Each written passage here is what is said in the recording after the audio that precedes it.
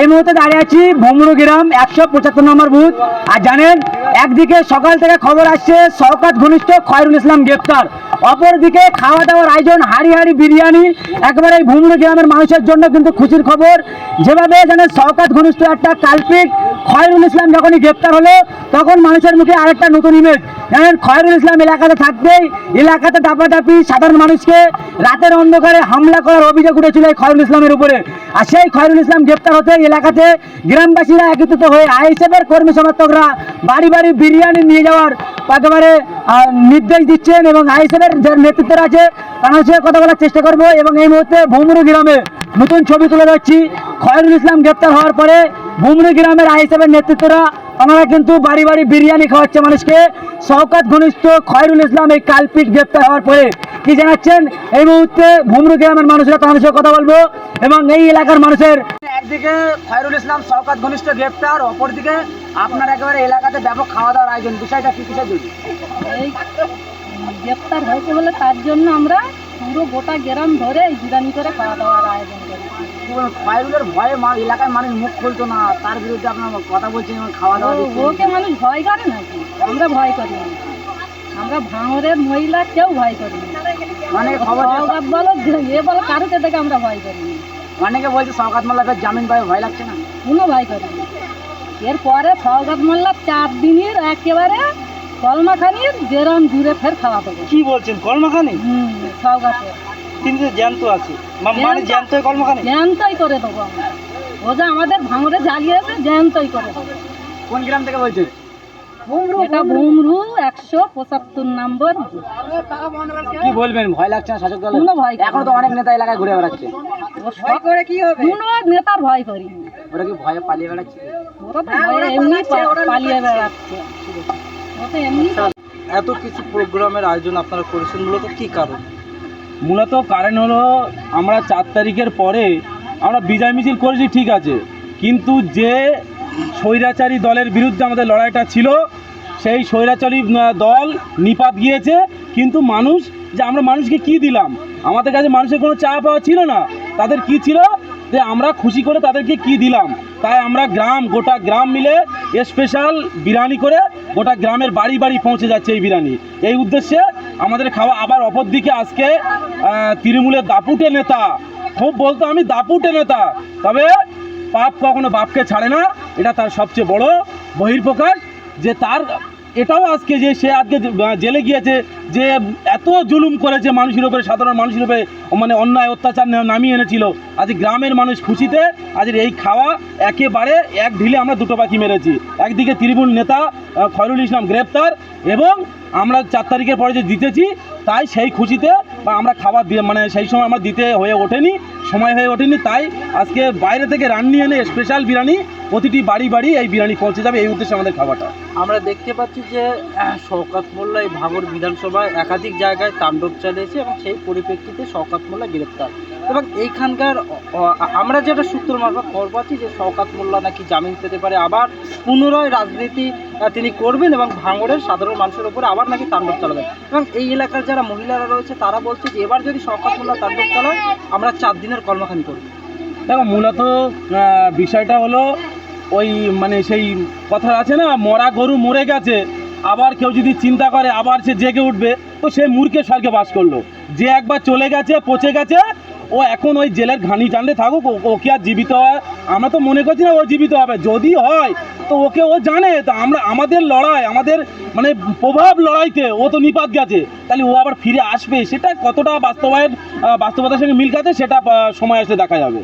যে জেল থেকে ফিরলে আইএসএফের নেতারা যেমন জেল থেকে ফিরলে একটা সাহসী বাড়ে, তাদের সঙ্গে মোকাবেলা করতে পারবে শওকত মোল্লার মতন তার সঙ্গে যদি এটা একটা হাস্যকর প্রশ্ন বলে মনে করি। কারণ শওকত মোল্লা, আমি তো মনে করি তার রাজনীতিক ক্যারিয়ারটাই শেষ। সে আমাদের বিরুদ্ধে আসবে কিভাবে? সে যেখানে যার বিরুদ্ধে একাধিক মামলা, আবার আমি শুনছিলাম, সোশ্যাল মিডিয়া দেখেছিলাম, যে একটা বাচ্চা মেয়েকে, মানে তার মা সেই ছোট একটা বাচ্চাকে সাইডে রেখে তাকে এই ধরনের একটা বিশৃঙ্খলা, শ্লীলতাহানি এবং অভিযোগ দেখছিলাম। তার মানে কি বলবো, সেই নোংরা, আগে ওর নামটাই করা, আমি মনে করি ওর নামটা করা মানে আমাদের নাপাক হয়ে যাওয়া জবানটা। ওনার পিছনে আপনাদের এলাকায় যদি কেউ টিএমসি করে বা তার সঙ্গে দল করে, তারা কি ছাড় দেওয়া হবে কেন একটা নোংরা নেতার সঙ্গে? দেখেন, আশা করি শওকত মোল্লা এখানে নেই, আর যদি মনে করে শওকত মোল্লা আবার সেই মরা গরু জিন্দা হবে আর তার পিছনে লড়বো, তা সে মূর্খ স্বর্গে বাস করলো। আর এমন লোক মনে হয় এখনো মানুষের মনে, যে মানুষ শুভবুদ্ধি সম্পূর্ণ মানুষ অন্তত এটা করবে না, আর যদি করে তার লড়াইটা আমরা লড়বো। হ্যাঁ, আজকের পর থেকে সাবধানই করছি, মনে করেন সাবধান হলে সাবধান হয়ে যান।